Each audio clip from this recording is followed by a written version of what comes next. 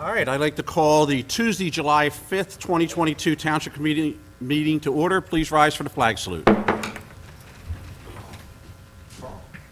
Pledge allegiance to the flag of the United States of America and to the republic for which it stands, one nation, under God, indivisible, with liberty and justice for all. Adequate notice of this meeting has been provided pursuant to the New Jersey Open Public Meetings Law by posting a notice of this meeting on the bulletin board in the municipal building and by faxing notice of the meeting to the Atlantic City Press, Star Ledger, Camden Courier, and Atlantic County Record on January the 7th, 2022. Mr. Cheek? Here. Ms. Hopkins? Here. Mrs. Link? Here. Mr. Vitale? Here. Mayor King? Here. I'd like to ask you to join me for a moment of silence for private reflection. I ask you that you keep Joe Nichols in your thoughts and prayers. Joe left us some time ago. Joe was a township committeeman for many, many years.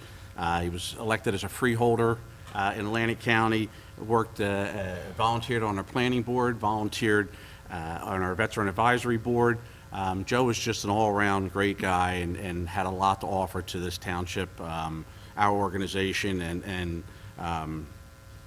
the community as a whole. So I just ask that you keep him in your hearts and prayers.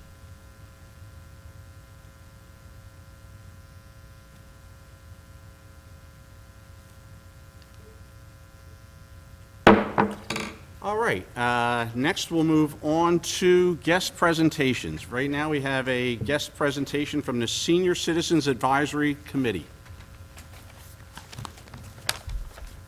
Good evening.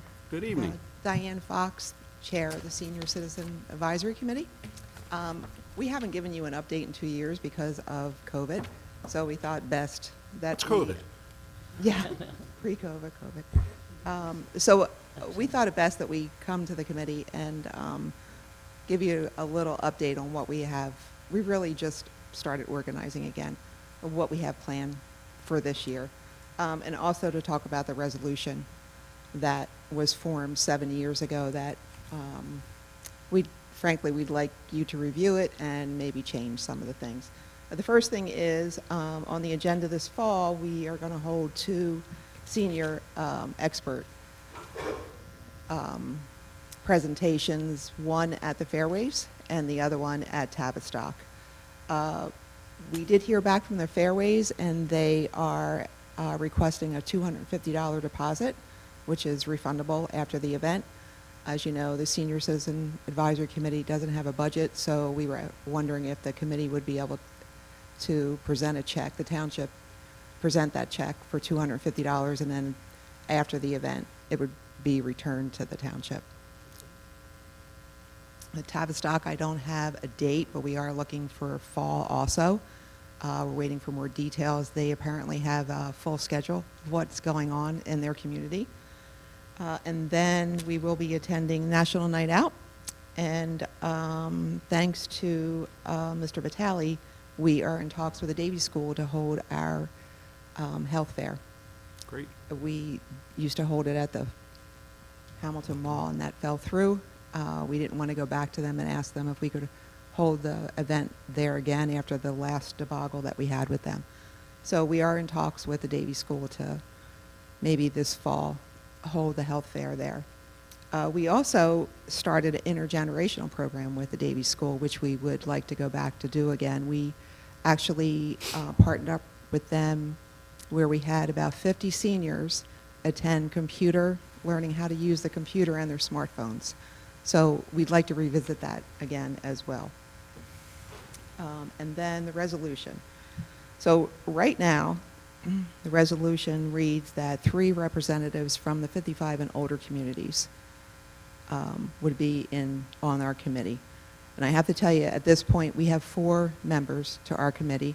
The last 4 meetings that we've had, there have been 3 of us that have attended. We should have 7 members. Mm-hmm. So there'll be 3 from 55 and older, and then 4 from the community. And we haven't seen any resumes or anyone knocking on our door asking us to join. So the 55 and older communities seem to have their own programs. So I don't know that we're going to be able to I think that's one of the reasons why we're not able to have someone join our committee from the 55 and older community. We haven't had somebody from Horizons in 2 years. And when we did have someone from Horizons, they didn't attend the events, our meetings at all. And speaking of our meetings, I looked at the township calendar today, and the meetings are scheduled for 2:30 on Thursdays, and that's not correct. It's 6 o'clock, the fourth Thursday of every month. So that's, in the fall, we're going to do a Medicare workshop too, because that happens to be an event that we held in the past where we've had like 40 seniors attend. So that would be in August as well, August or September. And that will all be advertised on our website? Yes. Yeah, we advertise it on the website. We usually put it in the press and then on the electric sign too. We do flyers too. We pass flyers around. The committee, anyone have any questions regarding the resolution change they're looking for? We can get them to send that to Joe in writings for consideration. Any questions to that, why we have Ms. Fox here? And Joe, can you advise her on the $250 checks since they don't have a budget on that board? Is that something that, Mr. Mayor, being that I am officially a senior citizen, I will donate to $250. there you have it. Yeah. Thank you very You're much.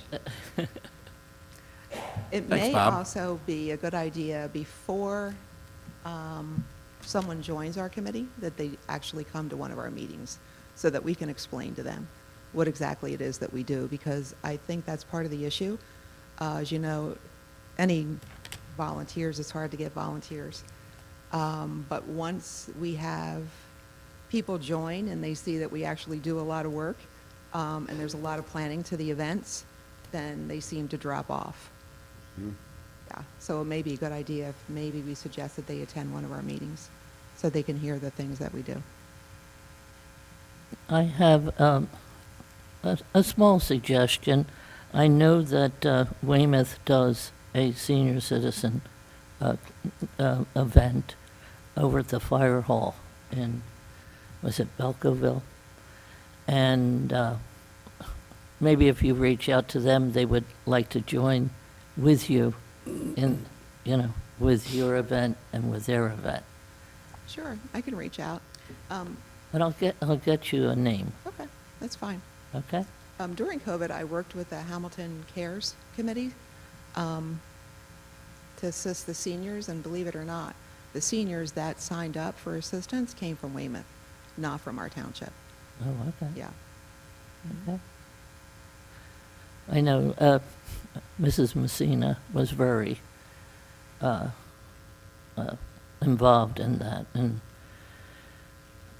they did a wonderful clinic over there at the Belcoville. Everyone brings food, and, they have all the information as well. Sure, So, you can send me the information. okay. You'll call me and tell me about the check, who we make it out to? Yes, I will.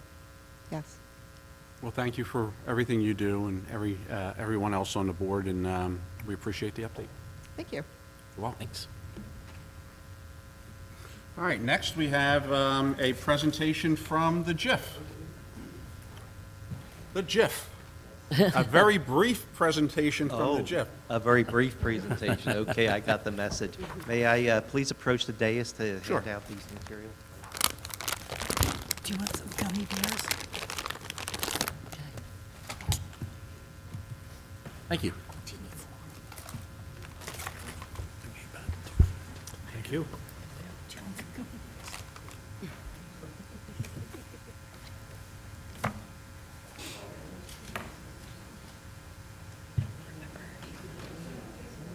I wrote it down too. Thank you, sir. Okay. All right, well, thank you for giving me time on your agenda. My name's Paul Miola. I'm the Deputy Executive Director of the Atlantic County Municipal Joint Insurance Fund. With me tonight is Kamini Patel. Kamini joined us in the fall. She has several years' experience of working with the GIFs from the other side as a risk management consultant, and she's working as my understudy because I'd like to start to take a half a step back next year, maybe spend more time with the grandkids, but you'll never get rid of me. I always say I'm like a bad penny. I'll keep showing up. So I do want to give you an overview. You folks are up for renewal this year. And just if we just flip through the presentation, and I'll do this quickly because I do respect your time. On page 2, you'll see that I want to talk about some external factors that are really putting pressure on the joint insurance fund. There have been some recent statutory and regulatory changes, such as COVID-19. That's had a big impact on our workers' compensation cases. A lot of our police officers have contracted COVID. That makes them eligible for workers' compensation benefits due to some of the regulations that were passed. Recreational marijuana is going to have a big impact on our employment liability. How are we going to deal with our employees? And we're working on providing some guidance to our members on that. And the pension offset, where we used to be able to settle workers' compensation cases for medical monitoring, and now we need to provide the pension offset to those employees. So that's putting pressure on our budget. There's also a hardening insurance market. Cyber liability, big increase there. Our property rates for fire and windstorm type of claims because of the national disasters and international disasters have put pressure on the reinsurance market there. And then just social inflation, the idea that somebody has to be paid for their injuries. And you can see a very large award this spring over in Camden, $10 million against the police department. So these things are putting pressure on our budget. But what I want to point out to you on the next page, on page 3, there are areas that we can control. And you'll see the big part of the pie, the claims that we pay, are for worker injuries. Workers' compensation accounts for about 3/4 of the dollars that we expend as a joint insurance fund. And that's why on page 4 I say, please support the wellness program. Our wellness director comes out and works with you and your employees to provide a healthy lifestyle. And the reason we're doing that is because on page 5, about 2.5 years ago, I started to do a study. What is the impact of wellness, or what is the impact of comorbidities on workers' compensation claims? And you can see that our total costs and claims for those employees that have comorbidities like smoking, diabetes, hypertension, high cholesterol, obesity, almost double for those with those comorbidities. And the indemnity and medical costs, 133% higher, and even the lost time days from work are 90% higher for those employees with comorbidities, because healthy employees are injured less frequently, they recover more quickly. So please continue to support the wellness program. Also on page 6, I talk about our training programs. Your folks do participate through your safety committee. Your employees learn safe working habits, how to wear their safety equipment. And looking at the very next page, you'll see that there's a chart there that shows that the lost time accident rate for worker injuries decreases as training increases. So we know that this training really does pay off in making a safer environment for your employees. Moving on to page 8, we talk about transitional duty. That's when a doctor says that an employee can return to work for the next few weeks or so on a limited basis, maybe no heavy lifting while they're recovering. And it really does provide some savings to us. It's also great for morale of the employee to get back into the workplace before they're 100% recovered. We've used almost 75% of those transitional duty days, and we've saved our members almost $600,000 by using those transitional duty days. We also go after those people that have injured our employees, whether it's a product or a vehicle accident where there's an at-fault driver. Over the past 5 years, we've collected over $2.2 million in subrogation recoveries, and that's averaging about $457,000 a year, and that's money that goes right back into the JIF budget. Taking a look at our loss ratio trend on page 10, I wish this was my golf score. You do want your loss ratio to be below 100%, which means that we're not spending all of the money we put aside to pay claims. And that's what leads to a healthy bottom line on page 11. You can see that we're sitting on a very healthy cash position of over $43 million, a net current surplus of about $17 million. Why is that important? Because on page 12 you see every penny that we don't expend on claims is returned to the members as dividends. You folks have received almost $2 million in dividends from the JIF since you became a member of the JIF. Just this past year, $162,000 was returned to you. This is money that would have been insurance company profit if we were an insurance company, which we're not. And then on page 13, I just show you that your assessment today, net of dividends, is less than 1% higher than it was in 2013. You can see as the premiums have increased slightly, your dividends have increased dramatically, and that is used to offset the premium increases over time. And then on page 14, I just talked about the fact that that MEL budget there, which is the COVID claims I talked about, the climate change, police liability, the pension offset, and cyber claims, that accounts for about 28% of our budget. But the big factor down below is the money we spend locally to pay claims, and that's why it's so important to focus on these safety and risk management programs. And finally, I want to talk about cyber. That's a real threat today. You folks have done a great job. Your employees have all been trained on phase 1 earlier this year. 100% of your employees were trained. And again, that's our weakest link when it comes to cyber risks to your municipality. You're almost 100% done with phase 2 training. So your employees learn about what to look for, not to open up emails. We also provide phishing campaigns where we'll try and trick your employees into clicking on a link. If they do, they get a 2-minute lesson on what they should have looked for so they can avoid that type of thing the next time. We also conduct external network vulnerability scanning to see if there's any open ports that bad actors can get into, and network penetration testing. And we kind of compare this to a police officer going downtown looking for open doors to see if there's a way that bad actors can get in. And then you get a report on all of these things, what employees have not yet completed their training, what the phishing results are, and what the results of the scanning are, so that you can work on closing any of those loopholes that may exist. And you've participated on page 16. You provided your employee rosters, your whitelisting, your KYC form, your vendor service agreement. You're really in compliance with the JIF risk management programs to prevent your town from being shut down one day by a criminal. And then on page 17, I just talked about all the other support that we provide. We give you a cyber risk management budget that you can use for your own cyber prevention purposes. We recently issued cyber posters so that you can make your employees aware of the risks that they face. We also distributed cyber mouse pads. They say, think before you click.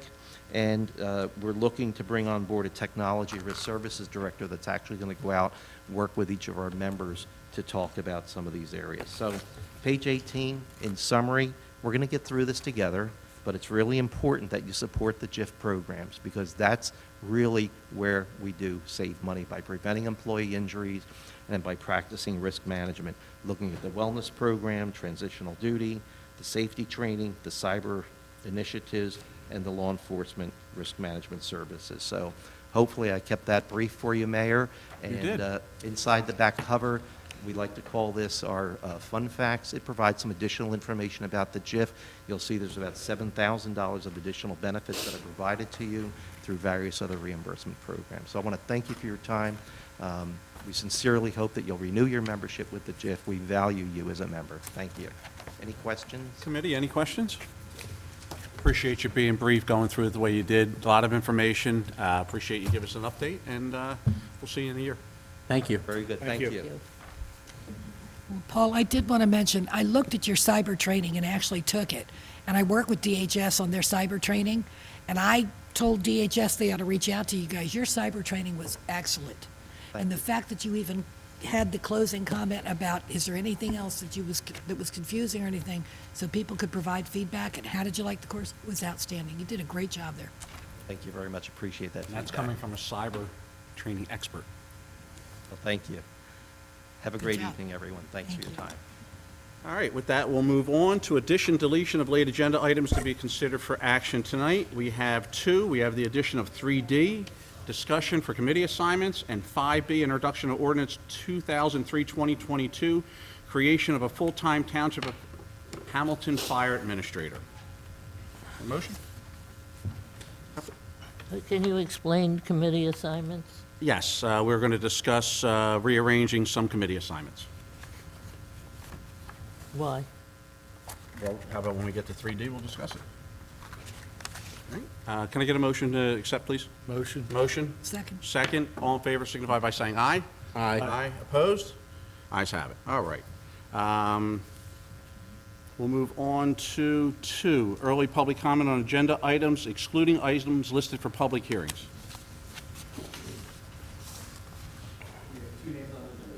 Okay, and they are 4?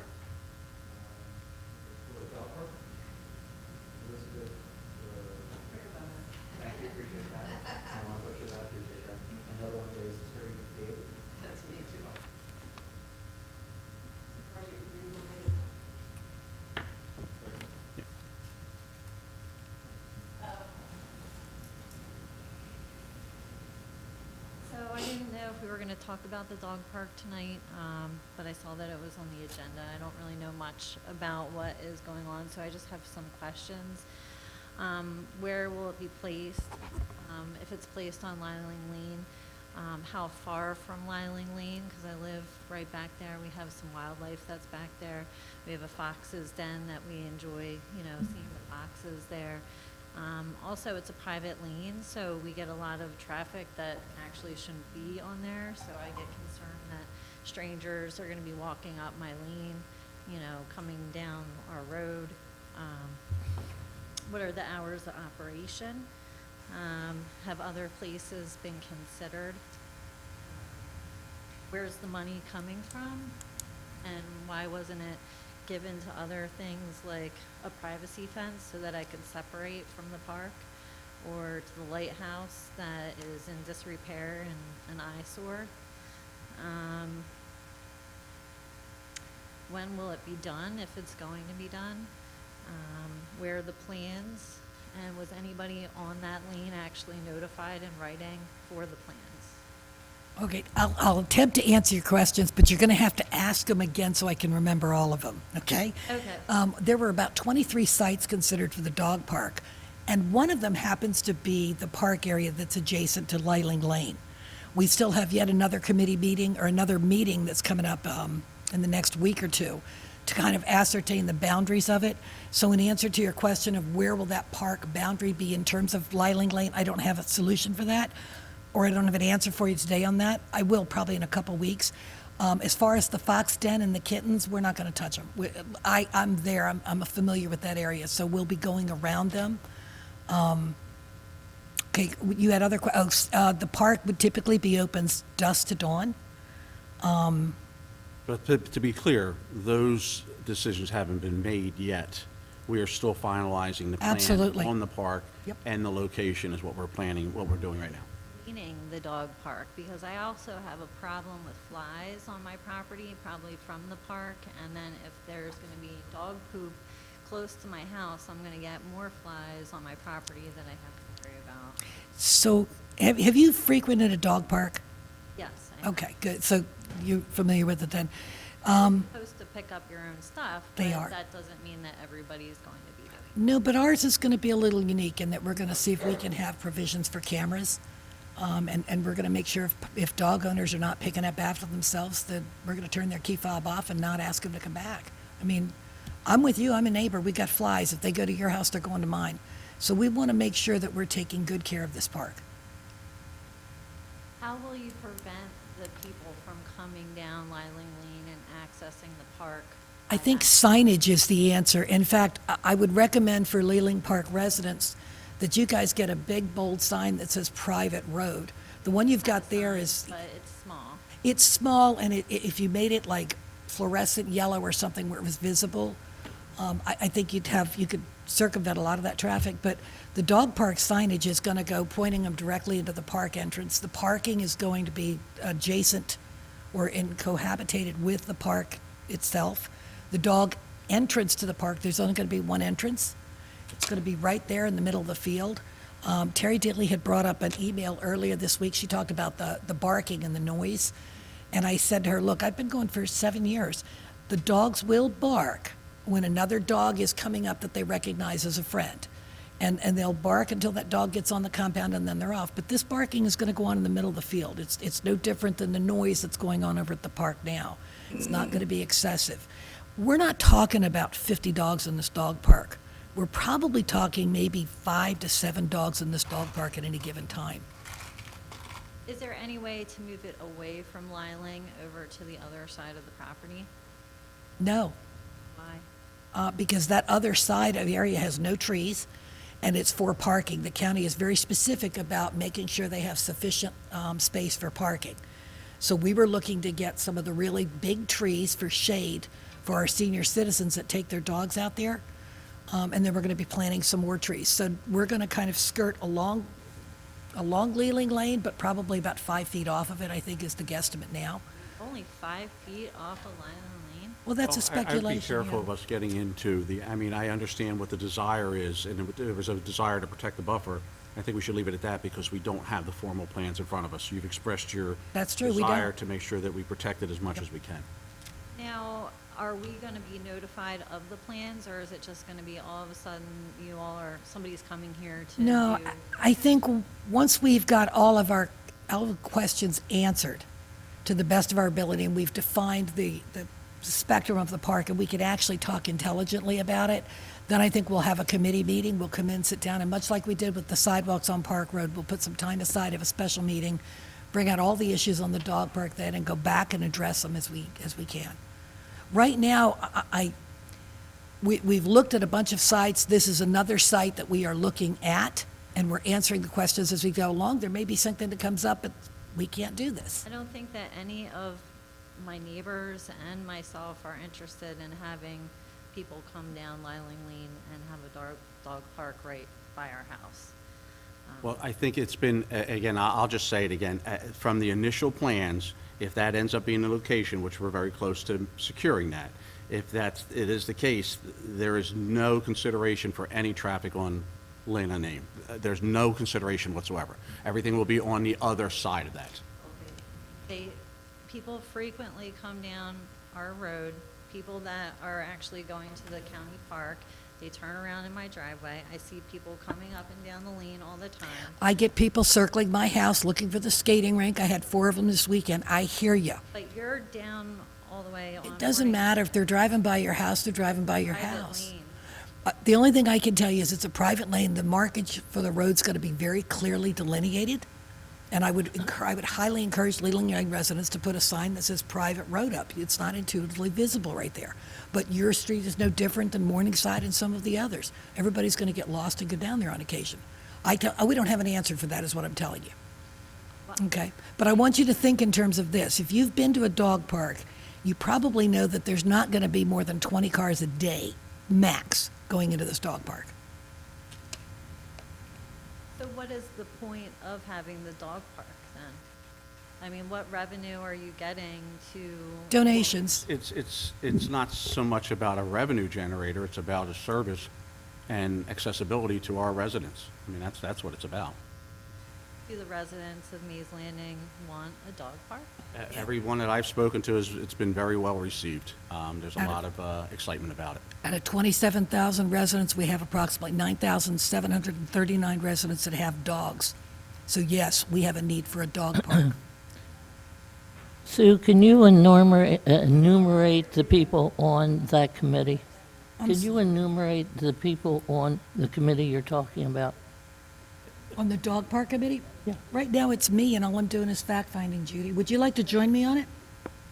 Well, I would like to consider other areas because I don't think this is a good area. But yeah, I want to know how many people are on this committee. You talk in plural, but I don't know. I haven't been involved in it. Yeah, I'll talk with you. You just got an invite. You're more than welcome to join the committee if you'd like to. Are you a part of that committee? I am not, no. Okay. I have enough things going on. Thank Okay. you. Can I have your name, please, for the record before we go any further? Elizabeth Riccobono.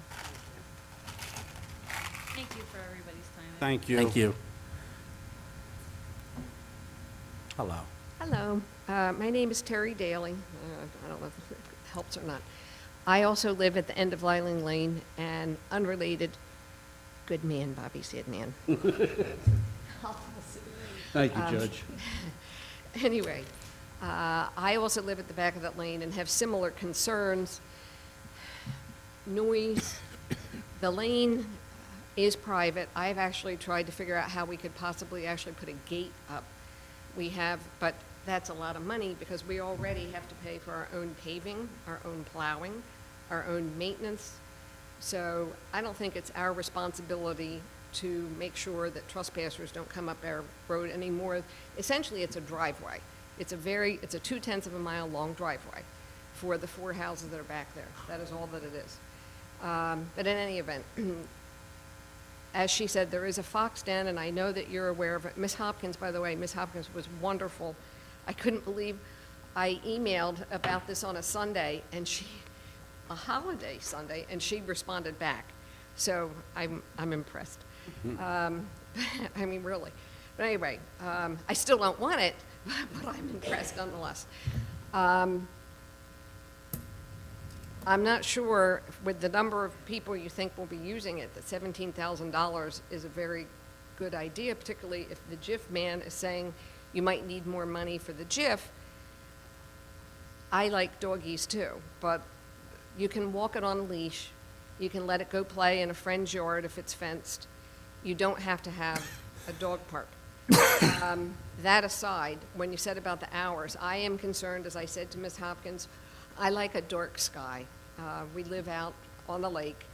I'm hoping if you're going to have any kind of lighting there, that you have shields, and that you don't get real carried away with the budget with this. The county just wasted a monumental amount of money on that park, putting sod in, which is the dumbest thing I've ever heard of, in the middle of the heat. But in any event, you're not the county, you're not the Stunads that did that. But I am also concerned when I hear there's going to be fobs for people to use, that people will not comply with the hours. If they have access and that is not padlocked when it's not allowed to be used, they will do it. I used to live next to the MRA in Linwood, which was the tennis and swim club, and trust me, there were people out there playing tennis, thwack, thwack, thwack, with the lights on at 2 in the morning. Until we finally objected, called the police, and the police came and they took care of the issue and got the keys back from, it was teenagers, of course, who were doing that. The nice thing about the security system that's being discussed is that can be turned off, so those fobs won't work outside of Let those people hours. in, right. So that would work beautifully. But again, it sounds like a lot of money to let some dogs play. And like I said, I even like dogs. I used to have one. She just died during the pandemic. But in any event, again, I think there are other options for this. Put it in the industrial park, maybe where you're not near houses, and particularly houses that are private. Like I said, we have this. We're trying to sell the industrial park to keep your taxes stable. So that's why, I mean, we're doing a very good job in there. The Industrial Commission, the Realtor, and this committee is doing a very good job of getting you commercial ratables in there, and that's That's what we want. wonderful. Because I can't build them out at the end of your lane, so I have to build them somewhere. Right, well then, to put the dog park against a commercial building then. Back it right up to the side of it and let everybody be happy. So, in any event, I thank you for your time. There's Thank 4 you. homes there, Terry? Yes, 4. Just a thought. Couldn't you put a chain across the road? I said, we'd have to get out of the car each time, open it up, and let people in. That would- But you're right, Bobby. Yeah. Bob. Actually, Yeah, we have a mailman too that does come. Terry, I think you hit on something on signage. You all have private road, which infers multiple. If you put on their private driveway, people think twice. It's just the terminology, but That's actually not a bad idea, yeah. Driveway versus road. it is a driveway, and Right, but people It is a are. driveway. Yeah, And it's only wide enough to be a driveway. I mean, you can't pass really 2 cars side by side on that, because it was never intended for anything more than the 4 houses. So, like I said, we do have people who trespass on it, walking dogs and the likes, and to me, as long as they're picking up after them, I let it go. But thank you for your time. Thank you. Thank you. Appreciate your comments. All right, we will move on to 3, discussions. Formal action may be taken. First, we have 3A. This is a resolution accepting the Department of Community Affairs Fire Department Assessment Report for the Township of Hamilton. This is regarding the DCA report that the township has received. It's been reviewed by the Public Safety Committee, the chief, and the administrator. Copies have been provided to you. This is essentially a roadmap for us to consolidate 5 volunteer fire companies into one, which will be obviously a cost savings for the township and maintaining the same or as good as coverage. Committee, questions, comments? I'm thinking, the various fire departments that we have, what is their response to this? We had a meeting with all the fire chiefs prior to this introduction to garner buy-in, allow their input. We had a very good open discussion with them, and they have all received a copy of not only this report, they've received a copy of the advertisement, which we'll be discussing later for the position.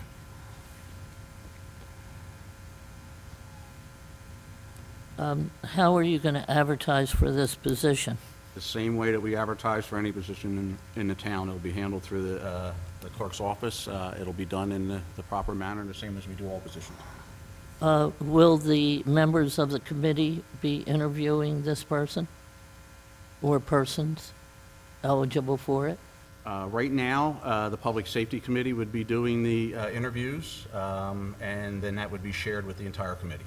No, I think the entire committee should interview them, just like we did for our township administrator. I appreciate It's that. a Thank you. very important thing, and I think everyone on this committee, since we're duly elected, should be, talking and speaking to this person, not just public safety. Okay. Thank you for your That's my comments. comment, and I want it recorded. Any other, Madam Clerk, you got her comments, correct? I do. Okay. I'm sure they'll be duly recorded. And with that, any other questions or comments regarding the acceptance of the DCA report? Hearing none, I'll entertain a motion. Motion. I have a motion by Mr. Cheek, Second. second by Ms. Hopkins. Rita, you want to roll call that, please? Mr. Cheek? Yes. Ms. Hopkins? Mrs. Link? No? Mr. Vitale? Yes. Mayor King? Yes. 4 yes, 1 no, motion carries. Thank you. Next, we'll move on to B. This is the Opioid Settlement Review Committee. Joe, I know we were briefed on this, but you want to give an update? Yes, Mayor. Based on the national settlement regarding opioids, Atlantic County is what is the recipient of such awards. And to determine how they're going to use those funds, they're requesting everybody's involvement and see if you'd like to be involved in the committee. I would recommend Mrs. Link for that committee.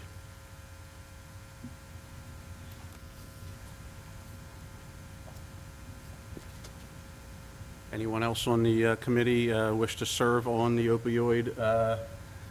I'll accept that appointment. Thank you. And they were in my notes from earlier when I said that, too. Anyone else wish to serve? I think we'll be duly represented by Mrs. Link. If there's no other questions, comments, or... I'll just make a quick comment, and I talked to the mayor earlier about this. Hope All Day Recovery, they reached out, and apparently some things were changed, and when somebody is found guilty of whatever with drug addiction, they used to require them to go to a treatment center and then attend Narcotics Anonymous or something like that along that line. And apparently it sounds like they no longer do that. So I'm just wondering now with this, would this be something that could help Hope All Day? Because he reached out saying, he's not gonna be able to stay there because now he's not getting the Narcotics Anonymous people coming for meetings. I would suggest that you have Chris reach out to, Joe, would you want to handle that, or Joe, have him Yeah, reach out yeah, to Joe tomorrow? And absolutely. find out, because that's a good point. Maybe They're trying to provide a service in our town, and if there's some way it could help them with their struggles. And he could obviously explain it a lot better than I just Yeah. tried to. Yep, I agree. Oh, thanks. Any other questions or comments? Hearing none, I'll entertain a motion. So moved. I have a motion by Mr. Vitale, Second. second by Mr. Cheek. Read a roll call, please. Mr. Cheek? Yes. Ms. Hopkins? Mrs. Link? Yes. Tally? Yes. Mayor King? Yes. All yes and carried. All right, next we will move on to, give me here, 3C. Didn't we have? Yeah, midpoint height. 3C, which is midpoint height for accessory structures, which is, this has come over from our planning board, I believe? Zoning board. Zoning board, they have seen a considerable amount of height variances come through the board. It's their request that we increase that height from 15 to 20 feet, which they believe is adequate, more than adequate, and it would relieve these applications from the pipeline at the board and save those wishing to build monies. So. Any other questions or comments on it? Mayor Kane, having served on the zoning board, I think this is a brilliant idea. Hats off to Danielle and her team. Anything they can do to reduce the paperwork coming in is certainly helpful, but this is a great idea. When the board, volunteer boards take the time to bring this to our attention so we can make these adjustments to save them their valuable time, so. And Deborah, all of them, this is good. Any other questions or comments on the motion? I mean, on the discussion item? If there is none, I'll entertain a motion. So moved. Moved by Mrs. Hopkins. Ms. Hopkins? Second. Second by Mr. Vitale. Rita? Mr. Cheek? Yes. Ms. Hopkins? Yes. Mrs. Link? Yes. Mr. Tally? Yes. Mayor King? Yes. All yes and carried. All right, next we'll move on to 3D. I asked this to be put on. This is a discussion regarding committee assignments. After the last meeting, when we discussed the capital budget, we discussed the road program in general, it was brought to our attention that, through that discussion, that even though the township this year has put forth a $1.4 million road program, which is higher than past years, we are still $8.4 million behind, at minimum. That's what we're behind. We're a township of 115 square miles. That's a lot of roads that need to be paved. So I would like to change the committee assignments that are set at the beginning of the year, and I would ask to remove Mrs. Link and move, first I'd like to remove Mr. Cheek from Planning Board, which will create a position to remove Mrs. Link from Public Works, move her to Planning, and put Mr. Vitale back on Public Works. And my thought process with this is, since this is his forte, this is what he does for a living, that maybe he can help us figure out this structural imbalance that we have with the road program by using his expertise. So that's what my plan is. I welcome discussion on that. I've already spent several hours going over the roads that need to be paved. We have come to some conclusions because we do have the roads that are already being subsidized by grants. And then from there on, we have really only a few roads in addition to those to be identified. I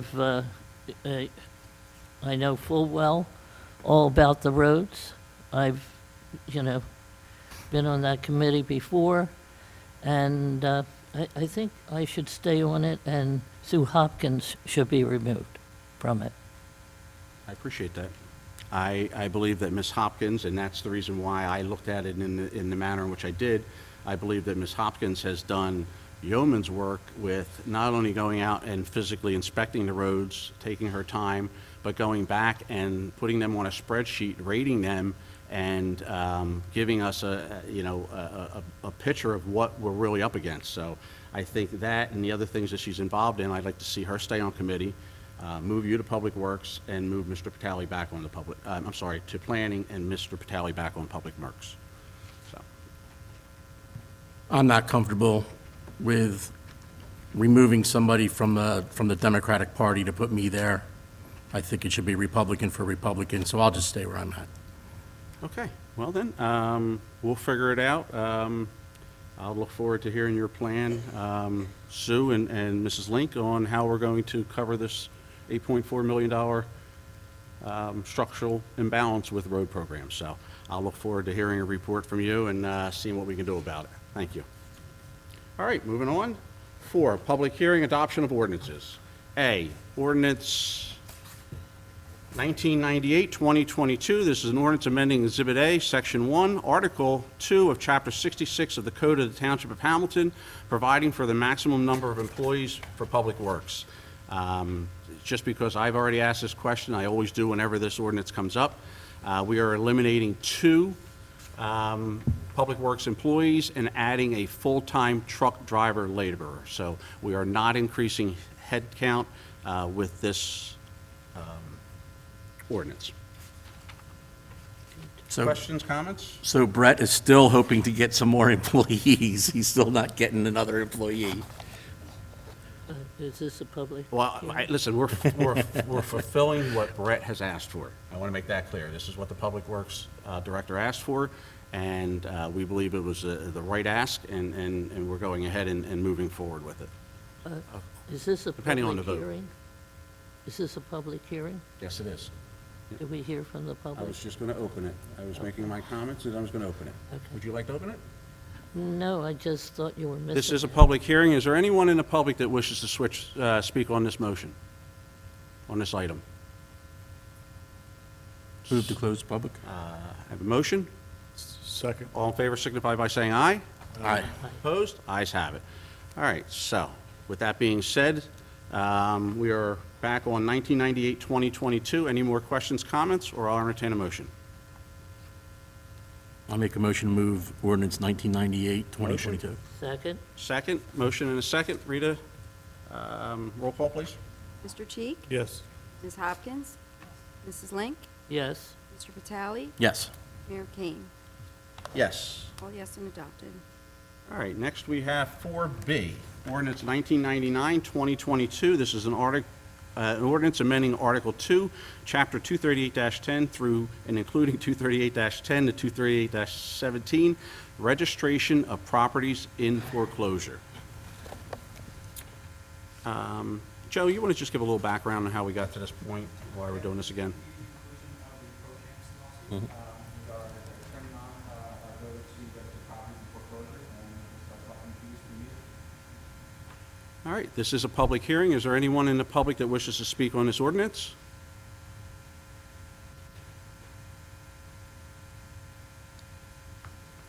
Eileen Dix, Joe, I didn't quite catch what you just said. Say it again, please. What is that?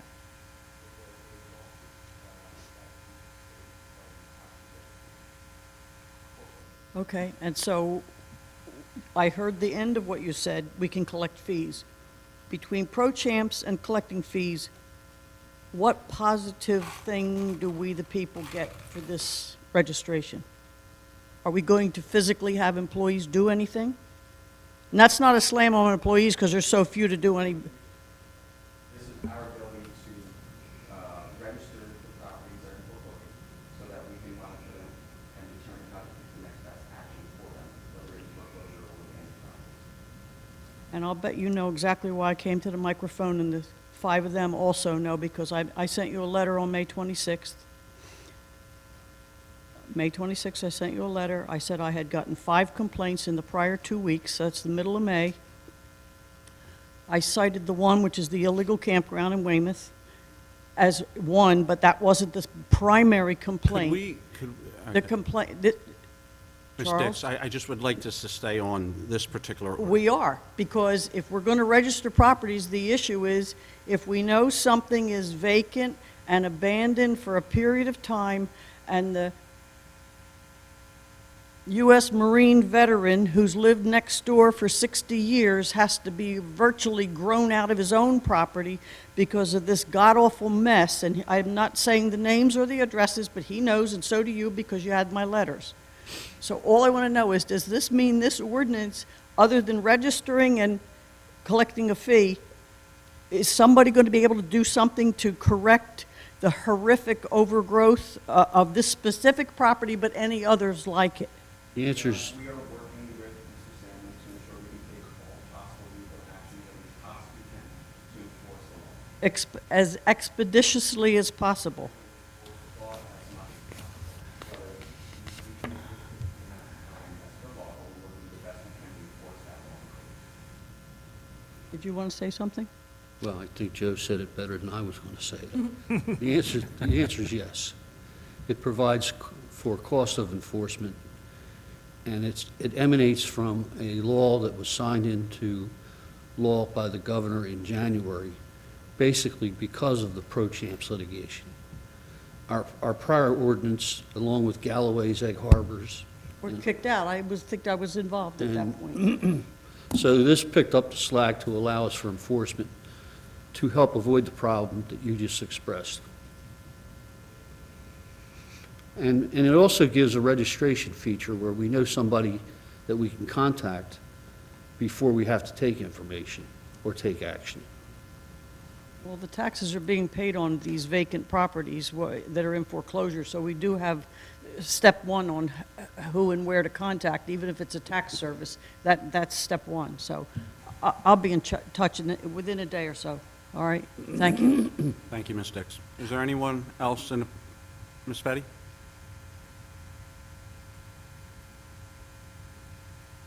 Hi, Cheryl Betty. My question is, will this help? You have abandoned properties, but like the house across from me, it's abandoned, but it isn't, because someone comes once a month and weed whacks. But will it help in any way with this property, that property? You've seen it. I have. Okay, and I know other people have seen it. And it's terrible. It's been this way for 25 years. So would this help us any with that? Is there any way of making the owner, because there is an owner, and I gather he pays the taxes, so it's not foreclosed on? There is a proviso in the act that deals with abandoned property as well, and that has been defined. But this ordinance has to be adopted before August 1st. It has not been challenged anywhere, so we really don't know the mechanisms of how we're going to use the funds to enforce. But if I'm here and I can help you, I promise you I will. Because there is a state law about demolition by neglect, which this property does fall into that. And, it's a historic building, and we're just watching it deteriorate. It's really in bad shape. You can't see it. It's in the back. But, yeah, if there's anything you can do, Joe, we would really appreciate it. I know we enacted that in the past. I can think of one particular property, and now it's a beautiful asset to the town. Could we look into that? Because if they've left windows open, if they've left it unsecured, and it is in fact abandoned, I know there's... Thank you. Okay, thank you. You're welcome, Cheryl. Okay, is there anyone else in the public that wishes to speak on this item? Hearing none, I'll entertain a motion to close the public portion. I have a motion. So moved? I have a second. All in favor signify by saying aye. Aye. Aye. Opposed? Ayes have it. All right, I'll entertain a motion for the adoption. Move ordinance 1999-2022. I have a motion by Mr. Patali, Second? second by Mrs. Link. Rita, please. Mr. Cheek? Yes. Ms. Hopkins? Yes. Mrs. Link? Yes. Mr. Vitale? Yes. Mayor King? Yes. Yes, and adopted. All right, we'll move on to C, ordinance 2000-2022. This is an ordinance amending Exhibit A, Section 1, Article 2 of Chapter 66 of the Code of the Township of Hamilton, providing for the maximum number of employees. This is referring to the deputy tax assessor, which we discussed at the last meeting. This is a public hearing. Is there anyone in the public that wishes to speak on this matter? Seeing none, I'll entertain a motion to close the public portion. So moved. Motion? Second. All in favor signify by saying aye. Aye. Aye. Opposed? Ayes have it. All right, I will entertain a motion for adoption of ordinance 2020-22. So moved. Motion by Mrs. Link, Second. second by Mr. Cheek. Rita? Mr. Cheek? Yes. Ms. Hopkins? Yes. Mrs. Link? Yes. Mr. Vitale? Yes. Mayor Kane? Yes. Adopted. Lastly, we have ordinance 2001-2022. This is an ordinance to amend ordinance 1238-96 entitled an ordinance amending the zoning map of the Township of Hamilton, County of Atlantic, State of New Jersey, and specifically modifying the historic district map, I did say that, to remove designation of a pocket site in the historic district of the Township of Hamilton. This is a public hearing. Is there anyone in the public that wishes to speak on this matter? Mr. Carrigan.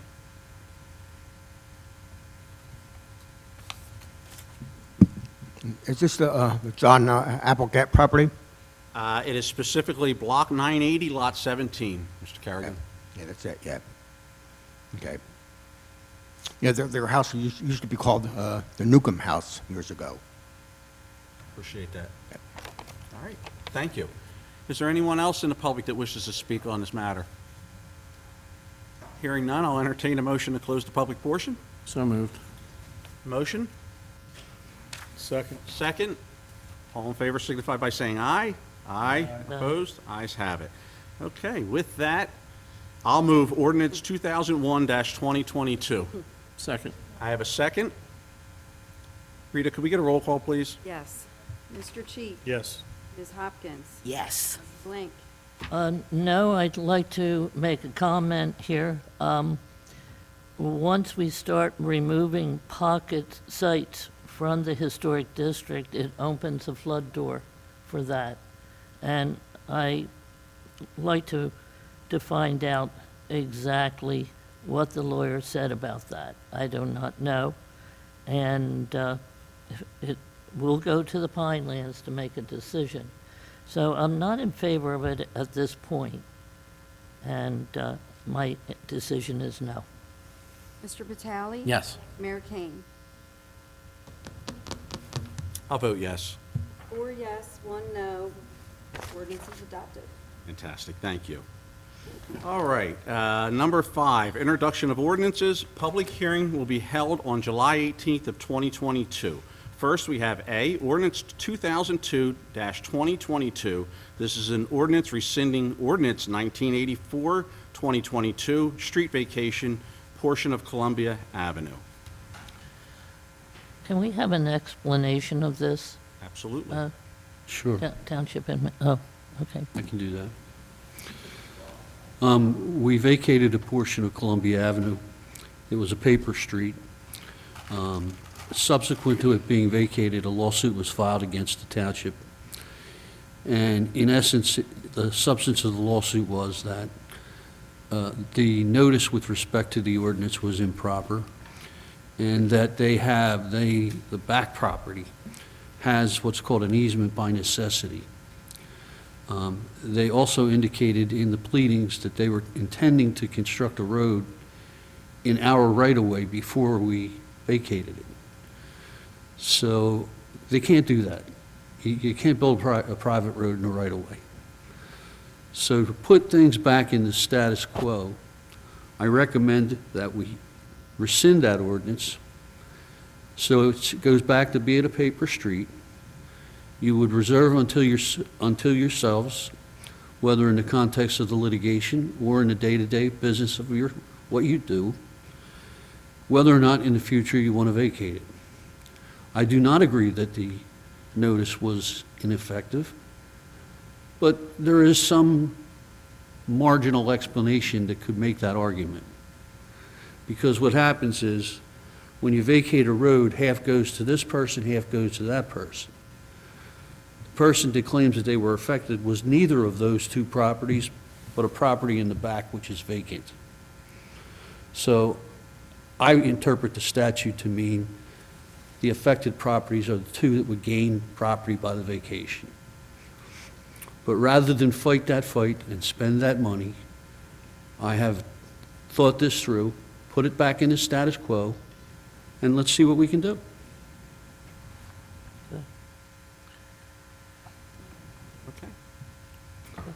Anybody else? Questions, comments? I'll entertain. Motion. I have a motion. Second? I have a second. Read a roll call, please. Mr. Cheek? Yes. Ms. Hopkins? Yes. Mrs. Link? Yes. Mr. Vitale? Yes. Mayor King? Yes. All yes and introduced. All right, and next we will move on to B. This is ordinance creating, for the creation of a full-time Township of Hamilton Fire Administrator. Again, the public hearing on this will be held on July 18th, 2022. Committee, questions, comments? I'd like to table this, Okay. because we just got it tonight, and this is a very important position. And I don't see what waiting another 2 weeks would do to harm us. Because we've had the report for over a year now, and we're just trying to move things on.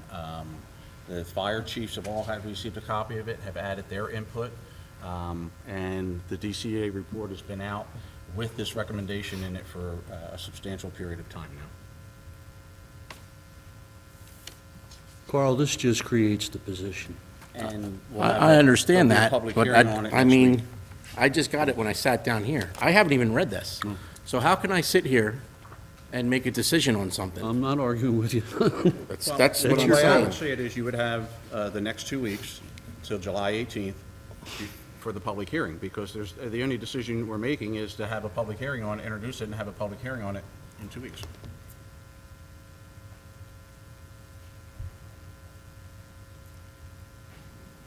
Well, that would be true, you know, with the following 2 weeks, if we table it today, talk about it, and then find out more information about it, then we can, in the following 2 weeks,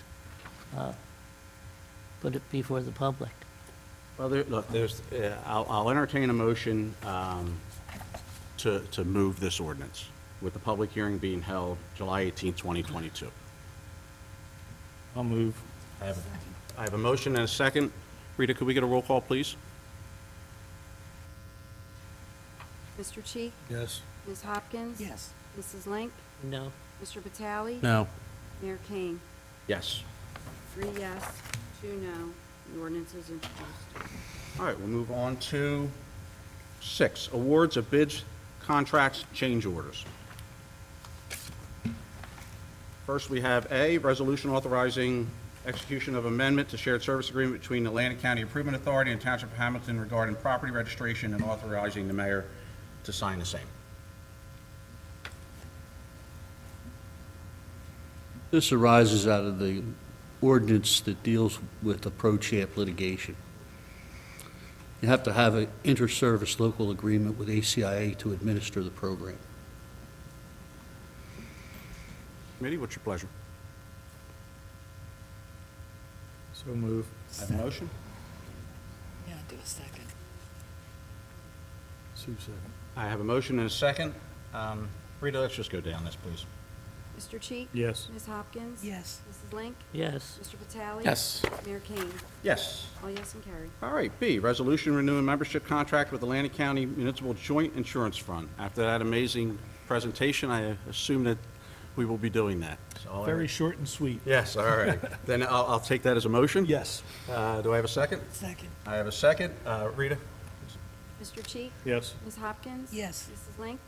Yes. Mr. Vitale? Yes. Mayor King? Yes. All yes and carried. All right, C, resolution approving proposed agreement between the Township of Hamilton, Atlantic County for the 2022-2023 Municipal Alliance Grant, and authorize the mayor to sign the same.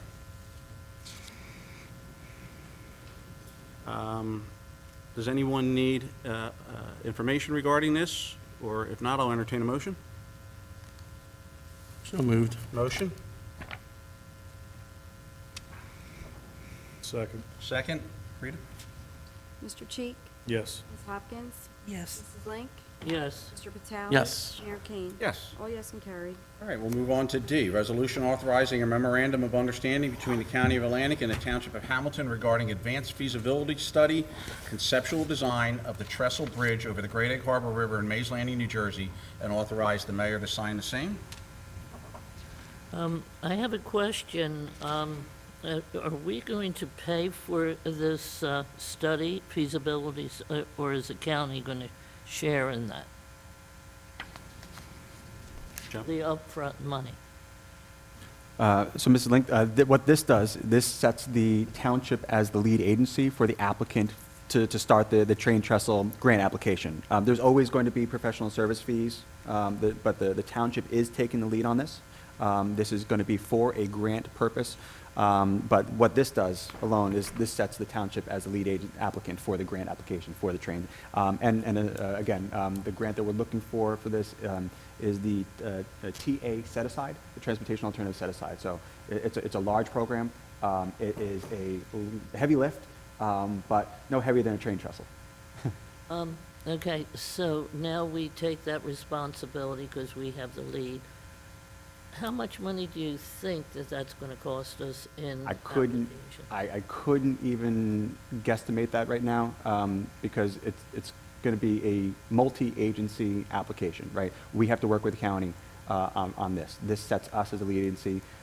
Once we start the process, we'll know, but And we bill the county as we go along? No, we are the lead agency. So we will be Can't we- assuming those funds. Can't we build? I mean, because, We will do our best to share in the cost as well as the services. Yes. I promise you. okay. And just for the public's knowledge, to those that aren't aware, this is the area that is where this bike path gaps between Atlantic Avenue and the Harding Lakes railroad bed. It's behind the Wells Fargo Bank in the center of town. You travel over it if you're going over the overpass. Directly underneath it is a historic train station.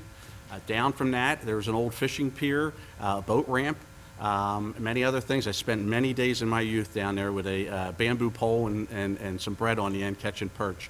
The thought concept behind this is to extend the bike path and have a bridge over the water where people are currently there fishing and doing things on a very dangerous structure, but have a structure that would be passable by bikes and/or low-speed vehicles, and people would be able to fish in that area. It's a vision for the future of the town, and it's an area that, is in need of attention, and it's just one more thing that Hamilton can offer its residents and the public visiting us. So, with that, are there any other questions or comments? Hearing none, I'll entertain. So moved? Second. I have a motion and a second. Rita, please. Mr. Cheek? I vote yes. It's a very exciting project that Carl and I have been working on, and it's just the vision and everything. The people you spoke with out in the community are very, very excited for it, and I think it's something great for Mays Landing. Agreed. Ms. Hopkins? Well, I vote yes. I think this is going to create eventually the bike path that goes from Philly down to Cape May. So we need this. This is going to be tremendous asset for Mays Landing and for Hamilton Township. So yes. Mrs. Link? My answer is yes. I'd like to make another comment. I'm sad that Rodney Grichard is not here to hear this, because there is nobody else that I know would bike 50 miles a day on very dangerous areas, but every day he was out there, and so sad to have him have a stroke where he can't do that anymore, but he certainly was so happy when I passed that information on to him, that it was something that I don't know if he dreamed that it would come to be. So that's my comment, yes. Yes, I'm very, very excited to say yes. I'm seeing Charlie out there. He rides his bike quite a bit. I'm sure he'll be riding down there. Hopefully it gets done sooner than later, but very excited about this. Thank you. Mayor Kane? Absolutely, yes. Oh, yes, and Karen. All right, next we'll move on to E, reject bid 2022-07 for emergency generator service and maintenance in accordance with the lowest bid substantially exceeds the appropriation for this service. pretty cut and dry. Any questions, committee? If not, I'll entertain. Move. Motion? Second. Second? Rita, please. Mr. Cheek? Yes. Ms. Hopkins? Yes. Mrs. Link? Yes. Mr. Vitale? Yes. Mayor King? Yes. All yes and carried. All right, we'll move on to the award of professional service contract to Richard M. Braslow Esquire for the consolidation of the township's volunteer fire services in an amount not to exceed $17,500. Committee, do you need background on this? Does this refer to the other? This is for the The DCA report that we submitted earlier, we accepted earlier.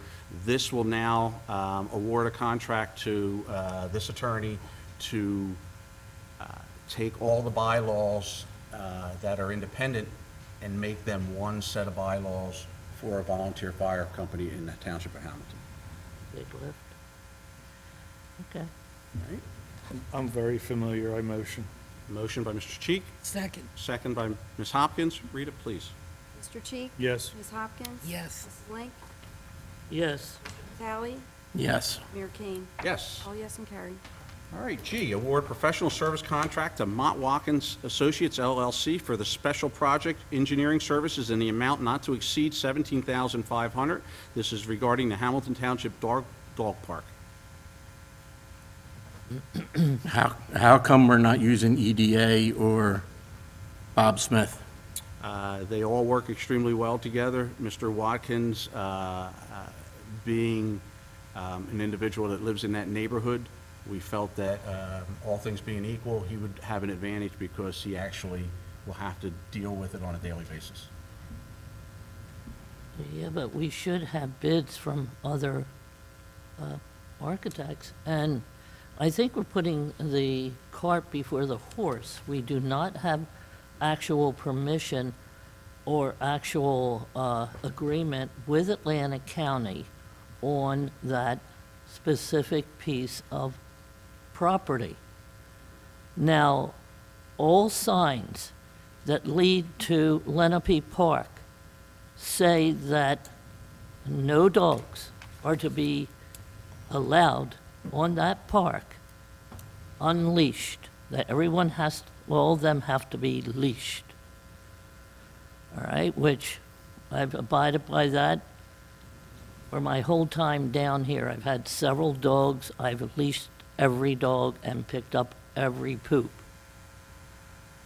But you are taking a piece of property, supposedly the county is in favor of this. I don't know how Green Acres would ever approve of this. And I understand there is 7 acres of a 17-acre park. Now, if you multiply it out and multiply every acre times 200,000, it's over $1 million of property that we think could serve as our dog park.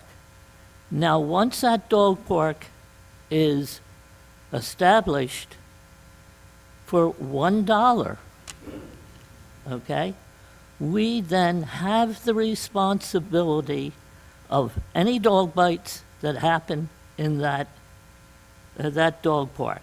That is a big lift. I don't see what, I wanted to ask Jeff about it, but that, once a dog bite happens, the person whose dog bites is not going to get insurance again. And not all dogs are created equal. How do we separate those dogs which are aggressive? And I've known dogs that are aggressive. In fact, my niece Jennifer had one, and that dog bit 2 of my dogs on their property. And Mrs. Link, I can answer your questions one at a time. Okay. In terms of aggression dogs, you're going to fill out an application and provide a testimony on your dog to include the vaccinations from the vets. And you're also going to provide us with your homeowner's insurance or your renter's insurance. Okay, but that still signing does your not dog- guarantee, excuse me, I went walking in a community just the other day. We had the dog leashed, and this person's dog, it was a nice, beautiful yellow lab, comes out of the house, escapes the house, and the dog goes aggressively against that other dog. And I saw the hackles of this dog. And I'm very familiar with dogs. I'm very, very familiar with dogs. And there is no guarantee that the smell of one dog won't trigger another dog. Which is why we won't allow dogs that Well, have not been neutered. You think you won't allow it. No, we- But then are you going to be responsible for it? So I know this one dog had my little Lisa. Could we Dog. stay on I'm saying that award, I think we please? should table this because $17,000, let's look at other areas. Mrs. Link, every committee person up here you were elected by the people. You have the right to bring forth items that your constituents tell you they want to see in our town. You have a committee person up here that has been told that by her constituents, and she wants to move forward with that. And I see nothing wrong with that, and I support her in that endeavor. As far as the logistics of how dog parks are going to work and what's going to happen, that's you're part of the committee now if you'd like to be. You guys can hash that out, and I'm sure you'll do an amazing job with it. But we're getting hung up on the word dog when we should be getting hung up on the word park. This is a park that will happen. You'll be able to be accompanied by your dog to take them there and socialize with other individuals. It's a park in our town. It's another amenity for our residents and our visitors. Okay, my question is, why isn't the Atlantic County taking this responsibility? Because the request was from the township committee person, And they Ms. want to Hopkins, they want as a to get rid request of to it for them, $1? because she wanted to increase the recreation opportunities No. for residents of our town. That's I how agree, government a dog works. park, it could be in a great location, but it doesn't have to be there because You you're heard taking- earlier that 20-some-odd That piece of locations were property looked at. was bought for $4 million. right. 2 from Green Acres, 2 from Atlantic County. To be left as a park for the A enjoyment of the passive residents park. and the county residents of this town. And Green And it is a Acres dog does not park. want any dog unleashed on that park. I'm sorry, I think I you're- appreciate, I think your you're comments are always barking up appreciated. the wrong tree. Okay, so I'll entertain a motion, please. So moved. I have go ahead, is there more discussion, please? Yeah, so, do we have a budget for the dog park? That's what this will entail. This will get us to what we need to do, the proper design based on the county's requirements, the township requirements, and the wish list from the dog park committee. So we didn't say $50,000. We're just going to see what he says and go from there? This is where it has to Well, start. Carl, what's going to happen is, this is going to help set up the design. I know Judy mentioned 7 acres. The reality is the dog park's probably going to be between 2 and 3. But until we get the delineation of the fence and all the other stuff in, then we can actually set the budget. And this is what he's going to help do, is actually help design the plan to set the budget. Well, and so my next question is, do we need an engineer for this? Because we built a fence out at MISPA at the firehouse, and we didn't have any engineers for that. And basically, a dog park is you're going to build a fence, and I guess you're going to put a shed up. Do we really need an engineer for this? Yeah, we really need an engineer. You're going to have to put water in there, you're going to have to put electricity in there, you're going to have to go through Pinelands and Green Acre. Yes, you need an engineer. Survey and work for the deed from the county back to the township. There's that, all that will be part of this. I understand there is a piece of property on Jocelyn Road at the end of McGarry. Atlantic County owns that. Why don't they submit that for $1? Mrs. Link, as part of the committee, if you want to suggest changing locations, you can do that. Right now, the legwork has been done by Ms. Hopkins, and a lot of it, and this is the location that was picked, decided on, and now we're going through the process of acquiring it. Okay, again, there was no committee that determined There this doesn't need was to be the a committee proper location. to determine it. You have a committee person that was duly elected, and she has this as a concern of her constituents, the people that helped put her in office, and she would like to see this recreation opportunity provided in the township. That's what this is about. She has put forth the legwork on her time and brought it forth to us to make a decision on. Why don't we go to Leapy Field? And again, you want That's- to start that talking we about all the own. legal issues out at the Leapy Field, I'm well-versed in them, I'd be more than happy to discuss each and every parcel with you. Well, I mean, I think they should be again, you're tabled. acting as if I she think came up this here should be tonight and said, tabled. you know what, by the way, I want to throw a dog park over here, I'm not looking at anything else, I point haven't of looked at anything order. else. She's done a lot of work on Point this. of order. Okay, I'll entertain a motion, please. So moved. I have a motion by Ms. When you Hopkins. call for a point of order, Second. then it goes to be being tabled. I have a second by Mr. Cheek. Rito, could I get a roll call, please? Mr. Cheek? Yes. Ms. Hopkins? Yes. Mrs. Link? No. Mr. Vitale? No. I Mayor think it's, Kane. I hope that this gets us to the point where we see this come to fruition. I think it's a great idea. I think it's, again, as we talked about the trestle earlier, it's one more amenity for our township residents, and I fully support it. Yes. 3 yes, 2 no. Motion. All right, we'll move on to Resolution H, Resolution of Local Endorsement for ENB Growers LLC for a Class 1 cultivation cannabis license.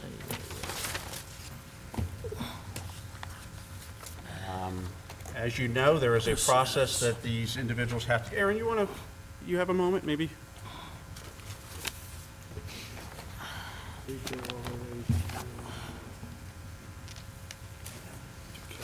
Bob, can we take these as a lump, or do we need to do each one individually? Individually. Thank you. So let's talk about Okay.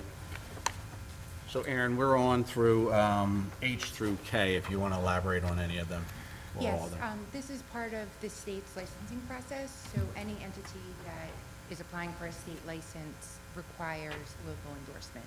There was a fair and open request for qualifications process in which myself, Joe, and Cindy reviewed and scored 7 applications that came in, and 4 of them were determined to be eligible for endorsement. Okay, great. So if we're following the process, these individuals came out on top. They're here for our approval. Any other questions of Erin while she's up here? I do. Okay, Aaron, I have please. one. So I was looking at the names of these companies online, and in one of them, there was a company that the infrastructure of the company, its corporation itself, there was a comment that it had been dissolved at some point in 2021. So is Hamilton Township, are we doing something to make sure that the companies that we've selected are in fact full Yes, corporations? the business registration certificate from the state of New Jersey is required before we enter into any redevelopment agreement with the companies. But are we checking that to make sure that if you got the certificate, it hadn't dissolved in the interim? Yes, Thank you. Okay. absolutely. Good to go. Thank you, Erin. Appreciate that. Do we know, do any of these, how close are these to schools, and do we know any of that? Yes, no one was endorsed that, if their property was ineligible. They're all 1,000 feet from the schools, recreation, all of that. All of these are in the business, are in the industrial park, but they all are 1,000 feet away.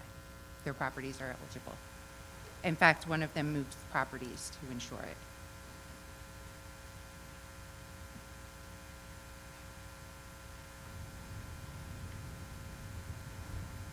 So when I requested all this information, which I really, breezed over very quickly, there was from Betts Investments.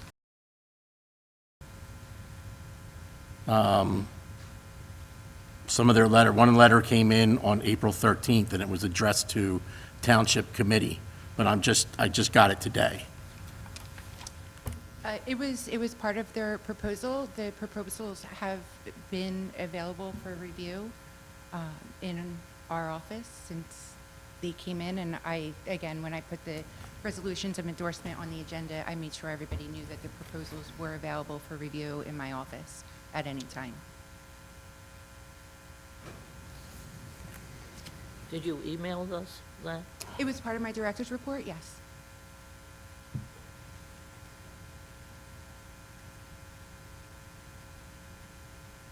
Anything else, committee? Any other questions of Erin while she's up there? Good job. All right, Erin, thank you. Thank you.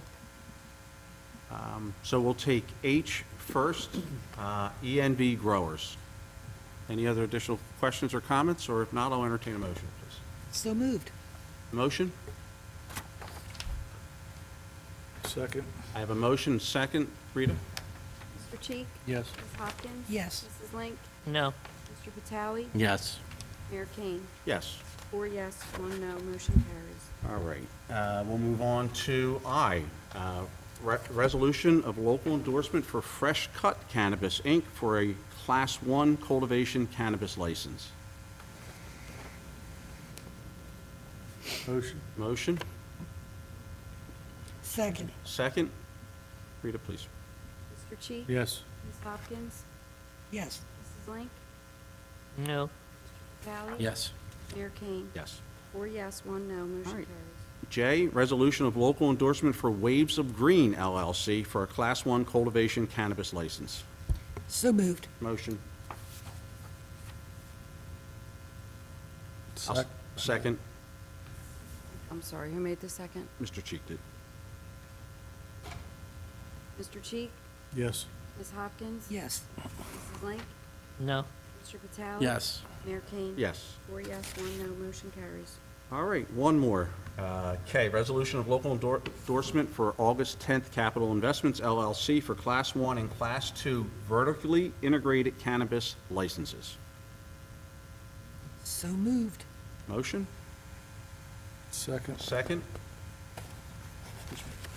Rita, please. Mr. Cheek? Yes. Ms. Hopkins? Yes. Mrs. Link? I say consistently no, because I don't want Hamilton Township be known as the capital of cannabis. Just, I went through that as a teacher for 11 years with kids that were high on dope all the time. I'm not in favor of this. I know it will bring money to our coffers, but I have to, in my feeling, and I'm sure there's other people, I know it did pass, but there are other 30% of the people who didn't want it. And I just, in good conscience, I'm going to say no. Mr. Vitale? Yes. Mayor Kane? Yes. 4 yes, 1 no, motion carries. All right. L, resolution authorizing Engineering Design Associates to provide engineering and construction management services for the Leapy Field Recreation Complex Phase 1 in an amount not to exceed $75,000. Joe, you can attest I have a smiley face next to that. Worked long and hard to get to this point. Yes, we have. So moved. Go ahead. Yep. Motion, Second? second. Rita, please. Mr. Cheek? Yes. Ms. Hopkins? Yes. Mrs. Link? Yes. Mr. Vitale? Yes. Mayor Kane? We're going to call a press conference when we actually load up those porta potties. I want to be there. So. It's coming, Leapy. All Are right, you so I guys- vote yes. Are you going to cut the ribbon on the toilet seat? Yes, I I'm asking am. for it. I'm going to do the bathroom ribbon cutting. But is that a local business? Are we putting them out of business? You know what? They've had it, somebody's think had it out so. there for 20-some plus years, so. I think they could retire off of us.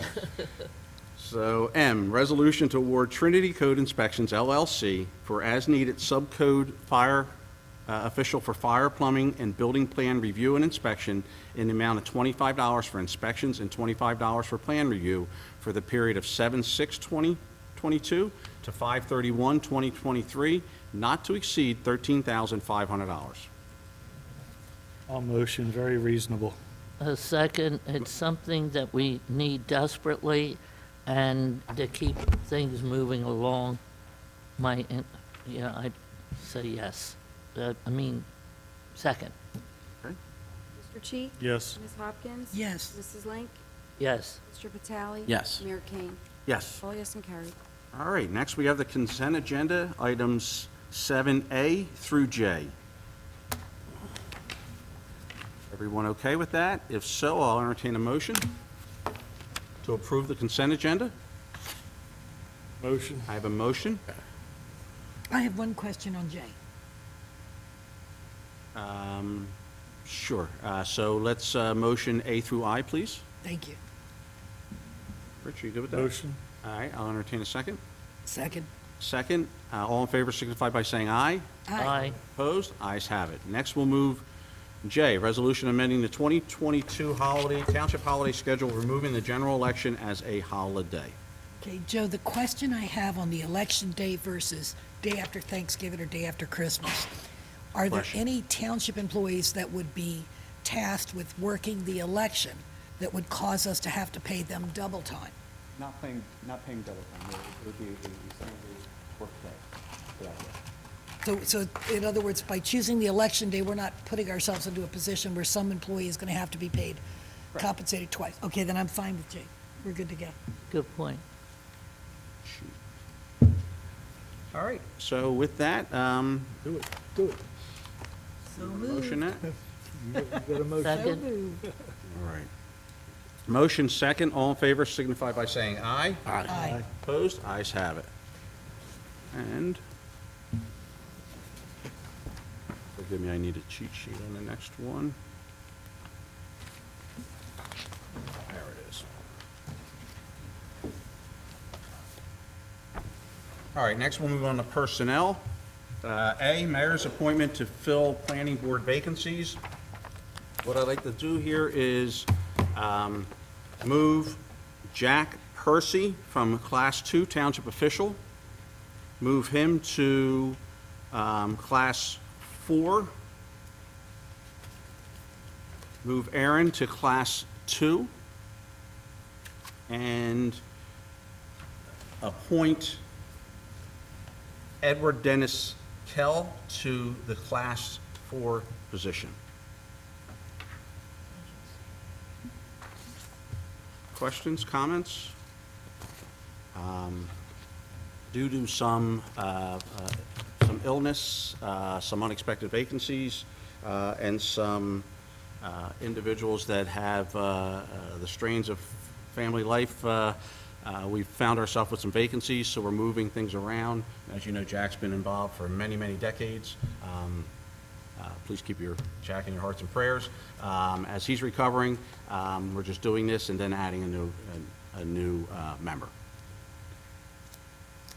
If there are no additional questions or comments, I'll entertain a motion. Appointment. Appointment. I thank you, Rita. Thank you. All right. We'll move on to B, resolution to appoint Mary Teresa Drager as office manager in the construction department, an annual salary of $58,284.63, effective June 1st, 2022. So moved. Motion? Second. Second? Do we have a job description for her yet? Oh, yes, absolutely. It's been provided to the HR director. It's been absolutely soon. Yes. All right. Motion second. Rita, please. Mr. Cheek? Yes. Ms. Hopkins? Yes. Mrs. Blank? Yes. Mr. Vitale? Yes. Mayor Kane? Yes. All yes and carried. All right, we'll move on to C, resolution appointing Jessica L. Pendlebury as a part-time communication officer for the police department at a salary of $17.27 per hour. This appointment is contingent upon the successful completion of the background process. So moved. Motion? Second. Second? Rita, please. Mr. Cheek? Yes. Ms. Hopkins? Yes. Mrs. Blank? Yes. Mr. Vitale? Yes. Mayor Kane? Yes. All yes and carried. D, resolution appointing Susan Marks as Historic Preservation Commission Secretary at an annual salary of $2,914.77, effective July 14, 2022. Employment is contingent upon the successful completion of the background process. So moved. Second. Motion. Second? Excellent choice. Better be ready, Cheryl. Rita, please. Mr. Cheek? Yes. Ms. Hopkins? Yes. Mrs. Link? Yes. Mr. Vitale? Yes. Mayor Kane? Yes. All yes and carried. All right, and lastly, E, resolution to hire Ariana Breeder as a Cove lifeguard for the 2022 season at $15 an hour, effective July 5th, 2022. Employment is contingent upon the successful completion of the employment physical/drug screening. So moved. Motion? Second? Second? Read it, please. Mr. Cheek? Yes. Ms. Hopkins? Yes. Mrs. Link? Yes. Mr. Vitale? Yes. Mayor Kane? Yes. All yes and carried. All right, next we'll move on to 9, approvals. Minutes, regular meeting minutes as of June 30th, 2022. Motion? Motion Second. and a second. All in favor signify by saying aye. Aye. Opposed? All right, B, minutes, special meeting minutes of June 20th, 2022. So moved. Motion, Second. second. All in favor signify by saying aye. Aye. Opposed? Ayes have it. All right, C, bill list total $6,719,894.69.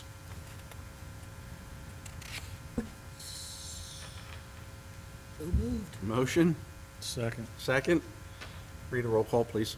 Mr. Cheek? Yes. Ms. Hopkins? Yes. Mrs. Link? Yes. Mr. Vitale? Yes. Mayor Kane? Yes. All right, Mr. Administrator. Thank you, Mayor. First of all, happy 4th of July to everyone belated. I hope it was loudly patriotic, except my dog doesn't appreciate that. So for my report, the township does continue to hold meetings to engage current and prospective businesses as part of our economic development. We have a strong focus on that. Our administration continues to its contract negotiations as well with dispatchers. We're coordinating with the Community Planning Department to construct a township marketing plan. And we're reviewing its ability to maintain address. We're going to maintain addressing maintenance issue and problem-prone properties with our solicitor. Our township received a memorandum of understanding, as was on the agenda, from the county to move forward with the train trestle. We're very excited about that. We held meetings with the fire chiefs who are in agreement to improve the current conditions and initiate a DCA consolidation plan as per state guidance. And we're working with finance to automate payments, such as credit card processing for departments for in-person and online. My report. Thank you. Mr. Solicitor. Nothing to report. Wow, and that was very nice of you this evening. Very nice gesture you made. Happy to do it. Joe? Real quick.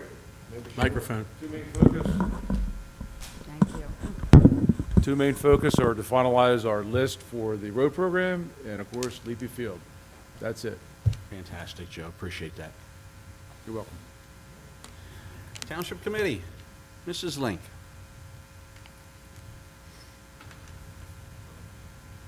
Joe, I hope Third Street will progress very quickly. Me too. I know the students, the superintendent has waited and cooperated with us, which is a great thing, so that we could progress on that. It's come along nicely. Yeah, okay, very good.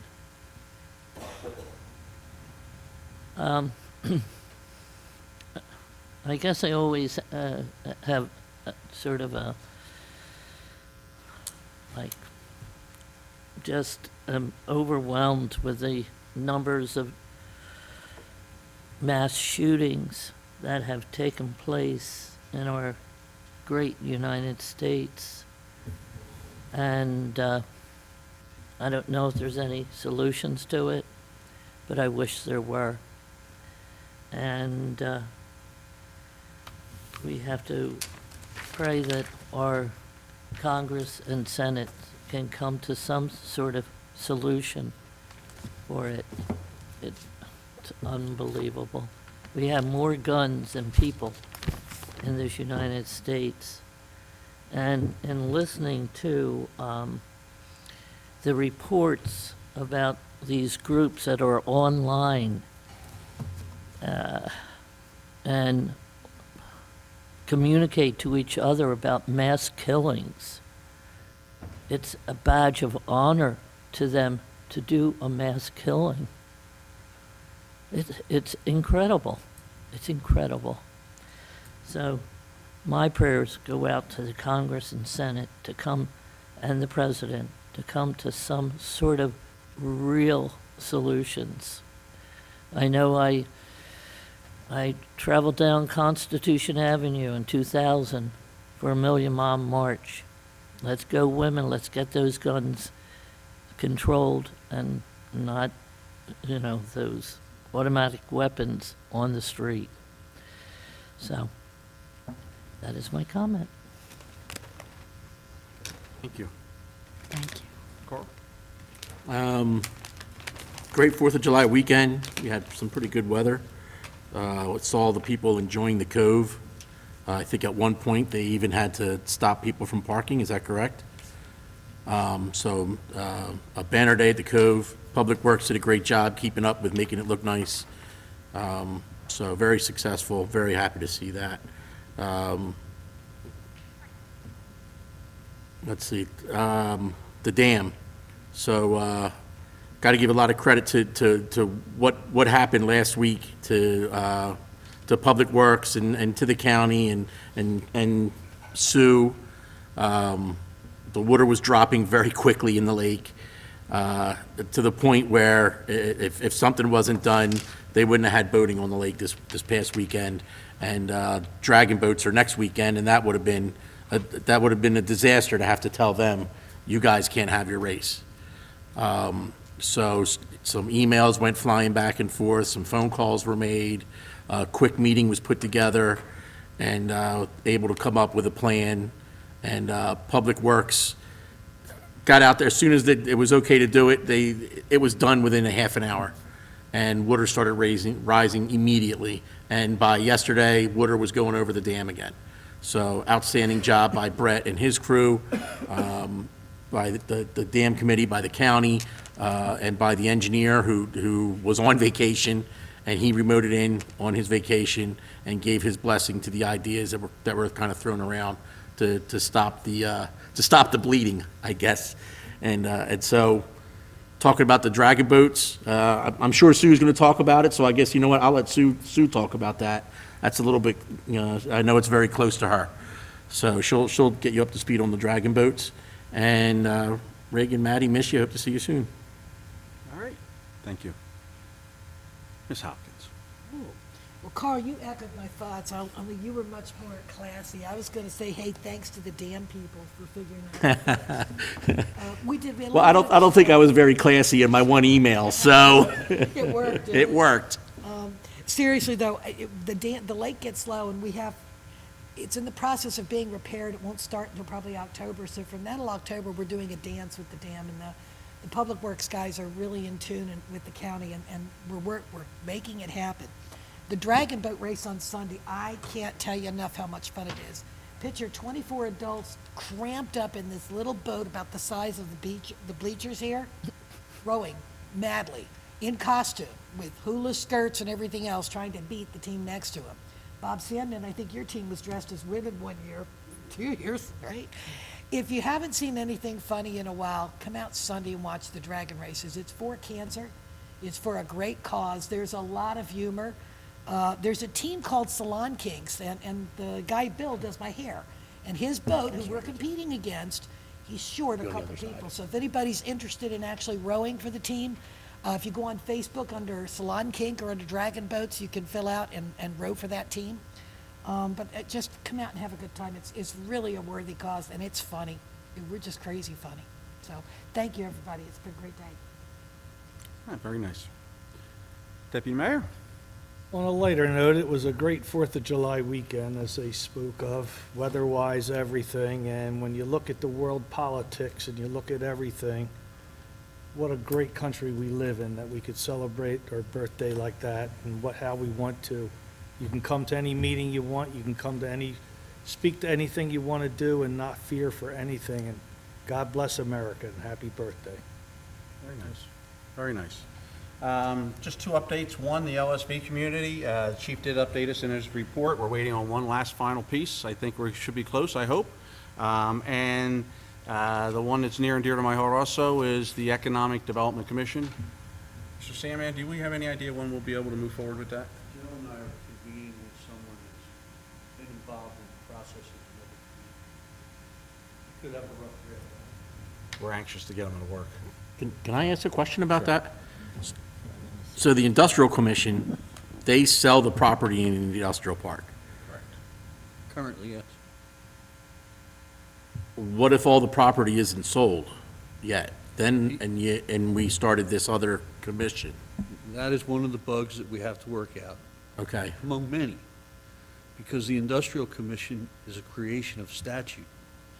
And by statute, it may own and sell land.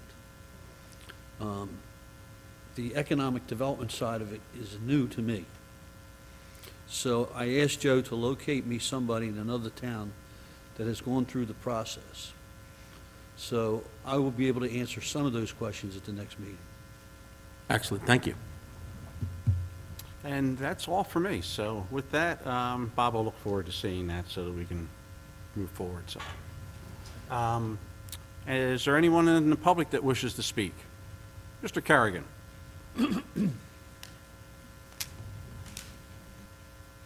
I have a question about the five fire companies. How come they're being merged?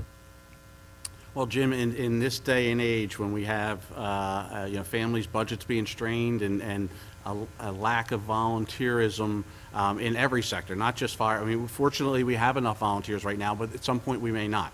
Yeah. So, looking at the calls for service and looking at the township as a whole, that's why we undertook the study. The study supports what we thought and is laying out a roadmap in order for us to do that, which will, eventually we'll have the same coverage, but we'll just have less of a physical footprint.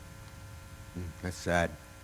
Why? You still have the same coverage, and it will be less of a burden on the taxpayers in the long run. And anyone that wants to volunteer can volunteer for the fire company as a whole. Okay. So we're actually trying to encourage more volunteerism. What's going to happen to the Laureldale Fire Company? Absolutely nothing. Nothing? Okay, good. Because that was co-founded by my father, Oh, well, we thank him for his service too. 1952. I was 2 years old then. so, Now we know how old Trying you to are. do the math in my head real quick, Jim. I might need a calculator. now I'm 71, so There you wear it go, well, did the Jim. math for you. Did the math for you. take care, folks. Thank you. That's not what my calculator says. Is there anyone else in the public that wishes to speak? Seeing none, I'll entertain a motion to close the public portion. So moved. Motion? Second. Second. All in favor signify by saying aye. Aye. Aye. Opposed? Ayes have it. Motion to adjourn. Motion? Motion second. All in favor signify by saying aye. Aye. Opposed? Meeting adjourned.